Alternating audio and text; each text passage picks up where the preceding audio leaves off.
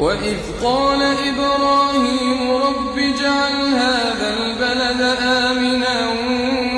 واجنبني وبني أن نعبد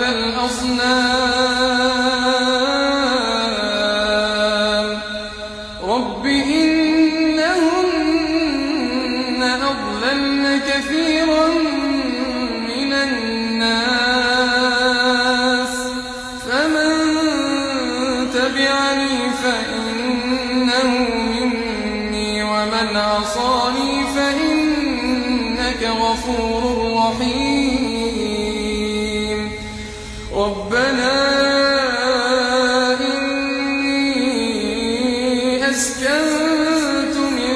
ذريتي بواد غير ذي زرع عند بيتك المحرم ربنا ليقيموا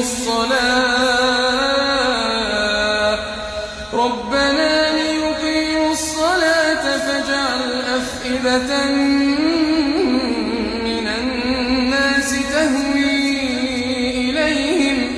وارزقهم من الثمرات لعلهم يشكرون